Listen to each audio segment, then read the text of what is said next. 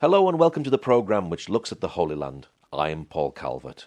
Psalm 27 verse 1 from the New King James Bible says this: "The Lord is my light and my salvation. Whom shall I fear?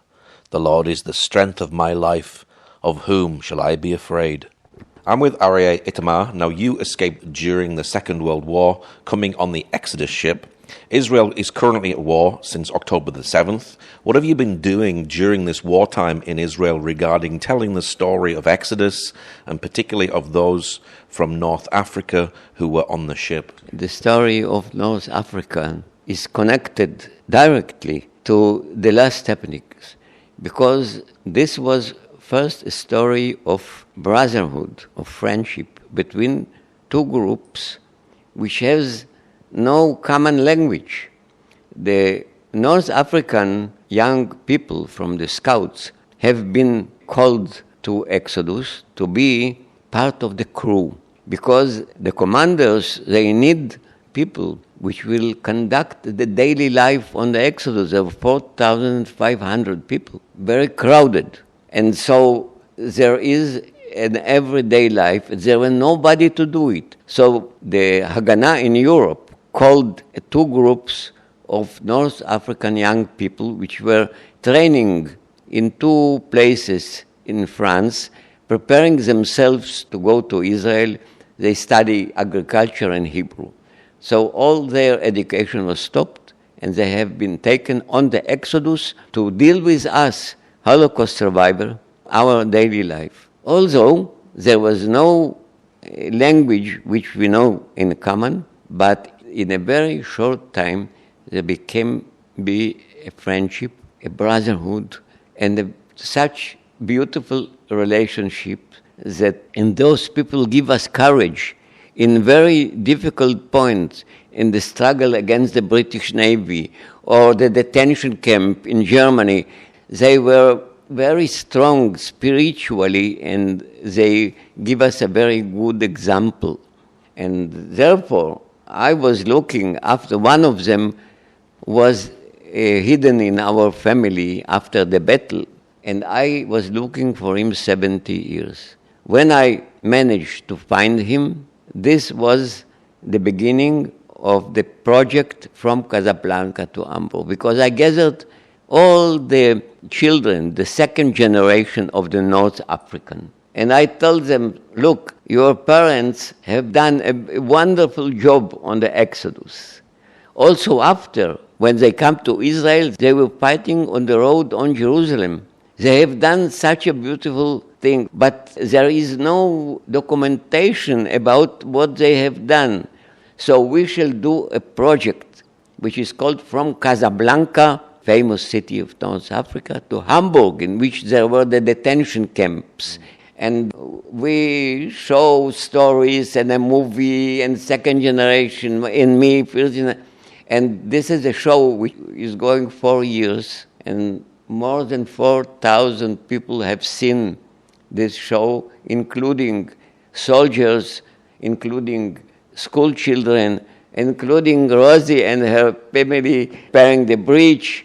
And we continue. We were invited by the president in his house in May to show him what is this job of From Casablanca to Hamburg. We give the honor to the very, very special group which was on the Exodus. It must be exciting to be able to do this project for you, who's actually someone who's escaped on the Exodus ship yourself. It was very exciting because there was a lady from the North African which she, after speaking with her, she told me that she know about the man which I'm looking for, 70 years. And she organized, together with his family, a meeting. He was still alive, this man.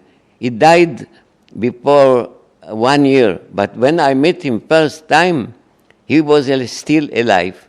And it was very exciting. We exchanged memories. Also, he was 96, old enough, but we exchanged memories, and his children were, and there was also a reporter from the 12th channel of the television. It was documented and it was transmitted in a Holocaust Day in 2020. And in this occasion, when I met this man, we all decided to do this project from Casablanca to Hamburg. What was it like seeing him for the very first time after all this time? I was a little bit concerned. I asked myself before I meet this man, maybe this is not him. Maybe it is another one. All of this is mistake. So when I entered his apartment, his family showed me photos in which he, the man, Charlo, his name, together with his friends, fellows. As I looked, 4 photos like this. In 3 of them, immediately I show my finger on Charlo. Wow. And this was the test. After this kind of test, it was clear that Charlo is the man which I am looking for him 70 years. Very exciting it was. Yes. Now, the Holocaust was initiated by Nazi Germany, and you actually had the opportunity to go to Berlin for March for Life. Tell us a bit about that. It was very exciting. I was invited by the chairman in Israel here, Igal, his name, to be in contact with this group for several years ago. They invited me first when they appeared here in Israel, and with the show, a musical called Exodus. The musical was so authentic and so close to the reality. I was very excited when I have seen them first time. And then the relationship developed. In 2019, they invited me to their annual conference in Tübingen. Their origin is from Tübingen. And we keep all the time contact. And now they invited me to Berlin.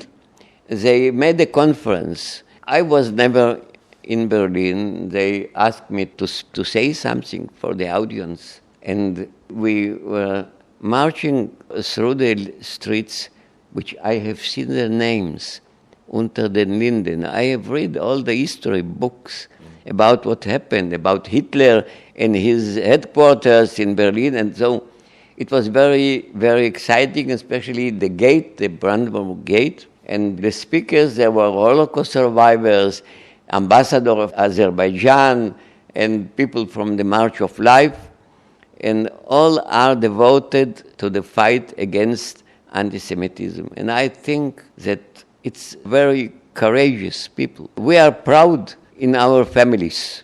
I tell my grandchildren about my grandfather, and they cannot be proud in their families. They are ashamed. They have to cut their roots and to march in another way. It is a big achievement of human spirit to do such a thing, so difficult. I appreciate very much Rosie and her people of RTB, and they also make a turn again, but they make a turn not against their families, but against the government, the policy. These people are not only against Nazi Germany, against their grandfather. I remember in the conference in Tübingen, I was very embarrassed because many people stand in front of me and ask my forgiveness. I tell them, look, I forgive you personally, but I cannot speak in the name of Holocaust survivors. I am a private person. Arrived before me a young lady, and they told me people that she is a medicine doctor, a very famous person in the research of cancer all over the world. She was also in Israel, working in Hadassah, and in many other places. And she came to me and began to cry. I asked her, what is your story? Why are you crying? I am ashamed. I am a doctor of medicine, but all my family was doctor.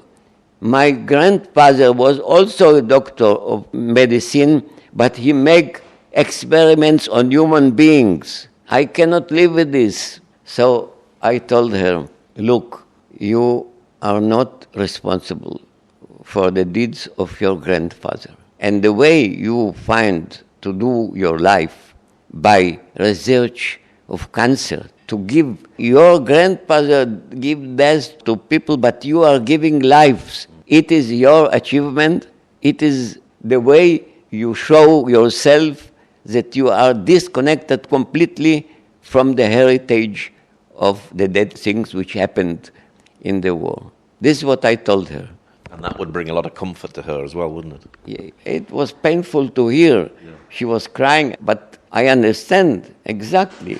And the other people also, many of them stand on the podium and they are telling what their families has done, what their grandfather. So I appreciate these people very much. All the people, you and Rosie and the people which make a change against beliefs, ideologies, families or so on, and choose another way which they think that it is a just and the right thing to do, I appreciate it very much. Why is telling the story of the Exodus 1947 important for today? Because it was a combination of several important factors. One is the friendship and brotherhood between groups of the population. There are many people from many countries, many languages. Also, I give you the example of the North African Americans, sailors, the commanders from Israel, which were completely different characters, like Ike, the captain, a special character. All those people find the way to be together, to be united, to be as one group.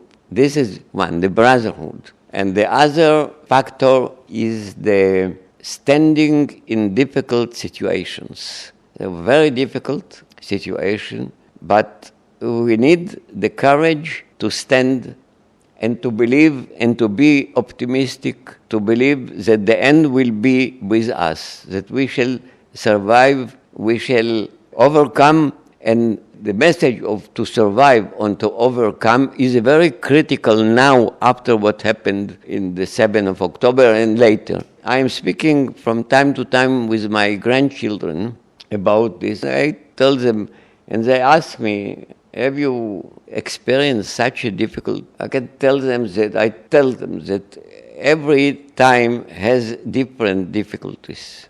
I cannot compare. I cannot say this is more and this is less. I can only tell you that as we overcome the difficulties, we shall do it again now. You've escaped Nazis and you came into Eretz Israel and you've been here for many, many years. How have you and your family been impacted by the ongoing war today? There are people which are living normal life, so-called, like me or my children, which we are not serving in the military service. We are too old for this. But we are living all the events. We know what happened. I have grandchildren which participated in the fight. The eldest grandson, which became a captain along the war, he was serving in the north against the Hezbollah. Also his wife is married. She is also officer, lieutenant. Both of them intelligence officers participated in the war in the north. Another grandson is a tank commander. He was in Gaza. He was released only 2 weeks before. In the middle of his service in Gaza, in the tunnels, in the terrible places, his military service was finished. But he get immediately a command to continue. But he say, even though with no command, I would have to continue because it is my soldiers. I will not leave them. Only now, when they come out of Gaza, all his regiment of tanks, then he decided that it is time to finish the military service. He was able to do it before, but he didn't want. He met in one of the tunnels. I have another granddaughter, her boyfriend, partner, parachutist, and he met with my grandson, the tank, in the middle of the war in Gaza. Wow. In the middle. We were anxious, all the family. We cannot sleep by night because every day we have to look at the news because every day was some and other victims, soldiers which are fighting, and until now only the children in the north front was released after the Hezbollah as the blow which they have by the speakers. They have been released. But the parachutist, friend of my granddaughter. He was also released some time ago, but the youngest on the tank was until 2 weeks before. And it was very difficult to always to think. So by the other thing, I know that I can be proud of my grandchildren. They participated in defense of our people. Yeah, I was going to ask you, you're a Holocaust survivor yourself, coming here to Eretz Israel, and now your grandchildren are fighting in Gaza to protect the nation, to protect the country, so you must be very, very proud of them. This is something which I was thinking always and asking myself, was it just from me to come here to the area in which is in war? The hostility do not begin now. It began when we arrived in Israel, there was the independence war. 1.5 years, 5,000 people, 1% of the population were soldiers who died on the battlefield. All of us, me too. We were hoping that this will be. I remember when my youngest son was a boy, well, when he will grow, there will not be war anymore. And then I was serving in some of the wars of Israel, one of them also in the First Lebanon War. I was there in the beginning, and at the end of this war, my son was mobilized and was also in Lebanon. And then I said, when the grandchildren were born, now I'm sure that they will experience such things. And now I can see.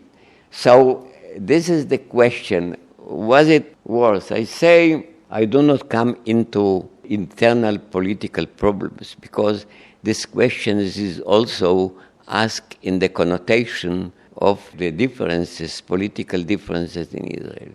So at this point, I will not go inside. But according to this, I tell them, look, it is not only the history that we are connected to this place. This is the heritage. Here, our nation was born. But also the question, where can we live free, independent? We, in Europe, with the antisemitism, with all this, what happened here, at least we have the right to defend ourselves. In other places, we cannot do it even. So we hope for good. We hope that someday this hostility which brings to the wars all the time, again and again and again, will stop. People will be tired. I can see it today. Just 2 days before was an interview with one of the terrorists which have been released from the prison. A famous terrorist. He escaped from the prison, a very famous, charismatic person, young. And he said, all our violent struggle against Israel was a mistake. A mistake. We didn't gain anything. We have no achievements, only discussion, only death, only wounded, only bad thing, nothing good. We have to change our attitude. And this is one of the biggest terrorists. This gives me some hope that maybe in some day all of them will change their attitude. After 150 years of violence, which they used any possible method, guerrilla, robbers, murderers, frontal army, invasions like Independence, like Yom Kippur, missiles, everything, and nothing worked. We still exist. We continue to live. We continue to develop. And so 150 years, they have to think again. They have no achievement, nothing. So I hope maybe this will be changed. What positive things do you see coming from the war? Well, war is a bad thing. A good thing couldn't come out of any war, but some achievements can come. Not in Gaza. In Gaza is a very complicated issue, but that in the north, that the Hezbollah is broken. And then the first time, after 20 years, Lebanese government take control on the country and ask the Hezbollah, give us back your arms. This couldn't be happen before this war. And Syria, the change in Syria also, all these changes are positive. This is what I can say, not good, positive. And maybe will later on will be translated into peace treaty between Israel and Syria and Lebanon. And this is the result, direct result of the destruction of Hezbollah and also the war on the sky of Tehran. The sky of Tehran, which was dominated by Israeli pilots for 2 weeks. It is such humiliation to this regime that I do not know if they will be able to survive. They can bring new ballistic missiles from China or from Russia. But what happened that I know, Oded, his son was a pilot above Tehran. So a young boy, which I visited together with his father in the base when he was training to be pilot. I think he's 19 or 20. He was making a tour around the skies of Tehran. So this will also a lesson that maybe the way of violence and hate is not working. So these are the achievements which I think from a positive achievements from this war. How concerned are you about the rise of antisemitism during this war? We've seen Israel had the worst terrorist attack in its history, and then suddenly there's a huge rise in antisemitism now. How concerned are you about that? This is one of it's not a big question, because the answer deeply I can know. You take it in account. It's people like you or Rosie or the Germans.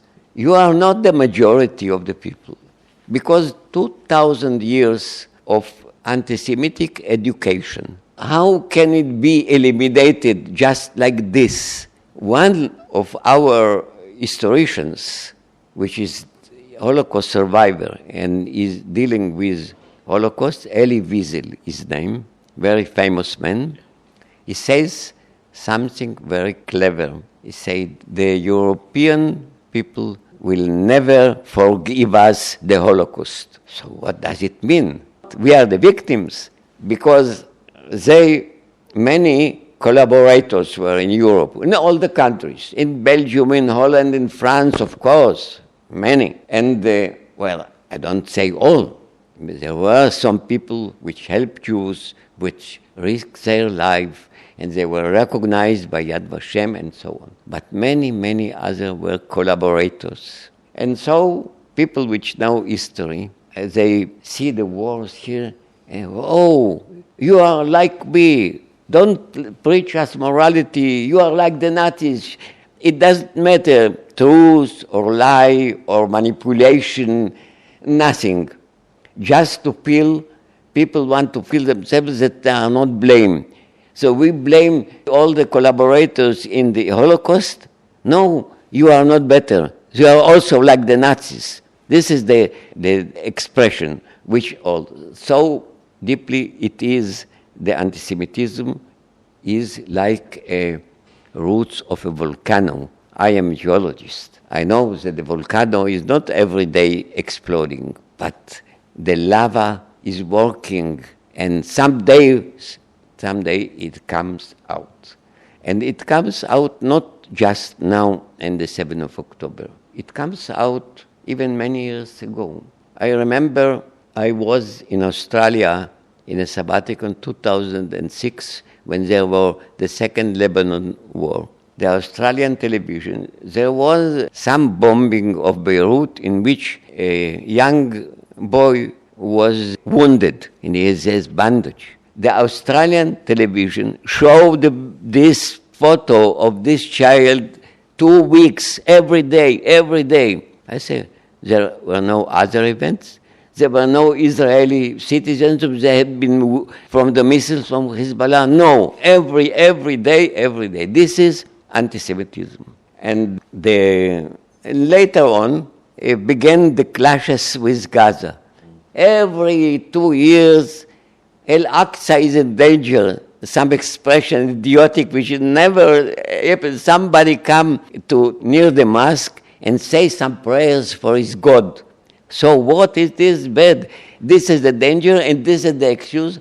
So every time. Now, one of the clashes in Gaza, and it was in the beginning, there was a British reporter of the BBC standing on a hill, which I was also in my work, according to my work on the quarries inspection, I was there when there was one of the small wars in Gaza.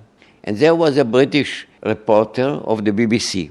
And somebody tell him, look, why they are shooting? When he began a discussion, so he blamed Israel, he said, but they started this. And what did he say? He says so. I look at Gaza, and there nobody can sit in a coffee shop. But in Tel Aviv, there are. People are going and sitting. So I sent this terrible idiot a letter, and I told him, because of your propaganda, you're supporting the terror, but you and such colleagues like you, in a very short time, people in Tel Aviv will not be able to sit in a coffee shop.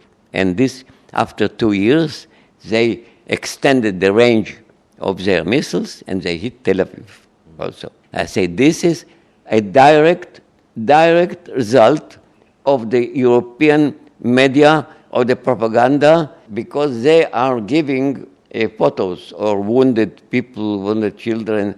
Many of them were wounded because of the Hamas, because the Hamas didn't give them a way to escape. And this promote the terror, and this give motivation. It's beautiful photos for the Hamas. Wounded children, civilians. And so one of the present events, speaking of the hunger in Gaza, they show a boy which has very rare illness, and he became thin because he was treated in some hospital, even in Israel. His father stand near him, very nice looking, not hungry. They show this photo as a hunger in Gaza. Such photos, they like these photos. They continue to war, they continue terror, they continue, and the European media is supporting this way. And so this war, I come to the 7th of October. As first of all, I make the comparison as a Holocaust survivor. One of the events which resembles what happened in the 7th of October was the massacre in Babi Yar in Kiev. It was when the Germans attacked Soviet Union and they take control on Kiev. They gathered about 30,000 of most of the Jewish population in some valley, and they killed all of them. I am not speaking about the comparison of numbers. Here there was only 2,000, then 30,000. Not. Another thing, the murderers of Babi Yar, the SS or collaborators, Ukrainians, they stand behind, they shoot them by a gun. They do not touch them by hand. The night before they drink alcohol and take drugs, because they do not want to have a direct contact with the victims. The terrorists, they have a direct contact with it. It is much more terrible than Babi Yar because the terrorist has direct contact with the victims, killing them by hand, raping women, girls, and so. And about the uninvolved people of Gaza, they send immediately photos to their parents, and their parents, proud, come out to the street shouting and making like this. So this is much more terrible. And this reminds people like me, because I come from Odessa. In Odessa was a very similar massacre like in Babi Yar in Kiev. We managed to escape, me and my grandmother. We escaped. But many other people which do not manage to escape, they have the same fate like Babi Yar. But it is far away from what happened in the 7th of October. And something in the side, let us say, a macabre, the stupid man, the General Secretary of the United Nations, he said, this happened not in a vacuum, idiot. Yes, it was not in a vacuum. From children's garden, from first class of the school, the literature of the children is full of anti-Semitic content, cartoons like in the Stürmer, like Jews with the big nose and so, full of hate. What do you expect from a child 17 years old which has a gun and a knife, and he was educated along this literature? Of course, it is not in a vacuum. He is right. The European community filed that the books of the Palestinian Authority are full of this material. It is the official book which they are learning. And they ask the Palestinians every year, please move it out because we shall not give you finance. Nothing happened. Just speaking. No sanctions, nothing.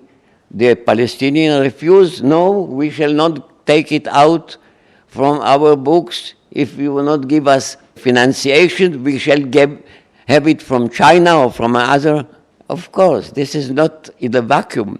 Children, which this is their education, what do you expect from them when they become 16 or 17 years old? What parallels do you see with the 1930s? Well, first, as I told about the Babi Yar, but I think the parallel thing is not here in Israel, but in Europe or in America.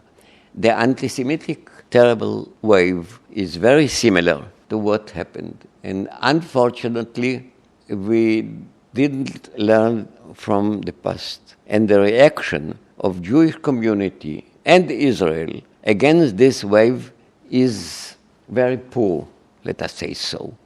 There are many, many possibilities and methods to fight against this, and Jewish organizations and the Israel with all our institutions do not find the way how to deal with this wave. Because what is called to explain ourselves, this is not valid. Anti-Semites are not waiting from our excuses or our explanations. They do not believe, they want to believe that we are the most terrible people all over the world, and they will do it, never mind what act we shall take. I justify completely the way that to send food and medical thing to Gaza. Of course, why not? People has to live. Also, to prevent the Hamas to put head of this supply is important also because they are using it for their method, not for the people of Gaza. But as a method of giving food to the population, it's okay. I agree with this. But we can explain everything thousands of times. This is not the way to fight. The way to fight the anti-Semitism is to fight. What does it mean? All Jewish organizations in Europe, in America, together with Israeli institutions like Mossad, secret services, has to build a special fighting group which will deal with people like BDS or like other anti-Semites with a very hard method, chasing them, make against them trials. If there is a shop which put a sign, Jews are not accepted, to make shaming, to do people to ask not to come, to make a boycott against this shop. It is a fighting, but there is no other way. To tell such people that you are wrong, we are good people, it's propaganda, it's nothing. It doesn't work. Only fight. All those anti-Semites has also with the Mossad, our Mossad has also to be involved inside and to find those people, to put them to judgment, to close their make against their businesses, to make damage to their business, not violent, I said, to do the work against these people like it is necessary to fight, because we shall not convince them, we shall not change their mind. We can also make limit to their activities, and to show them to be anti-Semite is not a picnic. What would you say to the UK government and other governments who are pushing for a two-state solution? Well, this is the most difficult question, because I must tell you the Israeli society is split also according to this problem. Today, I will start from today. Today, by what I mentioned, the education, the anti-Semitic education, and they do not recognize the Palestinian, not only, even the authority. They do not recognize our history, and maybe some of them accept that because we are strong, that we are still here. We are here. But they do not accept the idea. So for this moment, I think it is not justified, it is price for terror. If one day, they will, Palestinians will recognize that our heritage is here, that it is our homeland, that they have to accept it. If this will come, maybe it will be possible to recognize, but not exactly independent state, maybe a combination with Jordan, this territory, because with Jordan will be called the Palestinian Jordanian Kingdom or something that, I don't know, but because I do not want, I was many years ago making a military service also in Gaza in 1972. And there was also terror. We were fighting against terrorists, but not only. In the middle of the night, we have to go into house of people, frightened children, and to ask them for identity card. I don't want to do it. I don't want that my children and grandchildren will do it. I don't want to control people which are not my nation and which do not want our control. There must be some kind of a solution. I do not mind this for our children. For the moment, it is impossible. Well, they have 3 times possibility to have an independent state, and they, by their own hands, destroy it. First, the Oslo Agreement. Now, there was naive people which believe that they want peace. Our Prime Minister, Rabin, do not believe Yasser Arafat. He sees that Desmond Man is a crook, is a terrible terrorist. But he was naive enough to believe that if he show the people, the Palestinian people, another perspective of peaceful life, they will follow us and not Yasser Arafat. He was mistaken. They prepare violence. They prepare the message of Yasser Arafat instead of peaceful life. It was first. Second, the other prime minister in 2000, Ehud Barak, 10 years later, he also offered the same Yasser Arafat, the same thing. He refused. He again started violence. Third time, Ehud Olmert, a prime minister from the right wing of the Israeli policy, offered a very generous to the Abbas, Abu Mazen. He refused. And why they refused? There is a small problem which people do not understand. The man, Abu Mazen, first of all, he is Holocaust denier.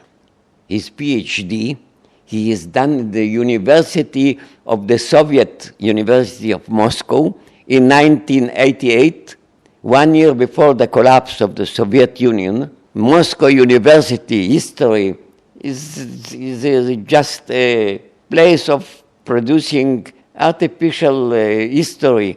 They give him PhD for denial. He say only 800,000 people has been killed in the Holocaust, not 6 million. This man is a man to do with him peace. And then he has an interview. It was very interesting. In his interview, he became to be an archaeologist, not only a PhD. Now he is also archaeologist, he is historian. He says so. The Western Wall is not a wall of a Jewish temple. There was no Jewish temple. It is a wall of Islamic mosque. Now look, I am not religious, but we see this, the temple is a national symbol. This is the ultimate symbol of the independent existence of people of Israel. When he denied this, he denied our right to be here. And so this is the reason why the three-time negotiation was collapsed, because the Palestinians understand that if the negotiations are advancing, and there is agreement about territory, about transport and so on, but it will come to the end point. 400, 500 square meters of the west and southern wall, the ultimate symbol of the Jewish independence. When they come to this point, they will say, no, we don't want to give you. We don't want to share with you. And in this point, the world will understand finally who want and who do not want peace. Because if they give up this part of Jerusalem, it means that they recognize the unjustified Zionism. It means that our tendency to come here and to build here and not in Alaska is justified because of history. This is the reason why any Israeli government, even Rabin and Barak and Olmert, they do not want to give up. And they say this, the West Wall and the Southern Wall is part of our heritage. And these people do not understand that it is behind this small area, 500 square meters, is the source of the conflict. How can Christians best support Israel and the Jewish people worldwide? This is what I said before, that not only Jewish organizations, not only Mossad, but also Christians in England or in Germany and so on, they have to join to a common war cabinet, let us call it, fighting against antisemitism with aggressive methods, legal, but aggressive. And Christian people has more opportunities to do this because they're involved in the communities, and some of them have positions like in government or in municipalities, and they can help very much to fight against these antisemites, to show their ugly face, to make them shaming, to make damage to their businesses, not only speaking and telling. The antisemites do not accept, as I told before, they do not believe that we are good people. You can show them evidences that Gaza is a fake and the Hamas, they will not believe. This is not this issue. The issue is that they are motivated anti-Semitic from their childhood, from their parents, from their grandparents, and only aggressive fighting will have results.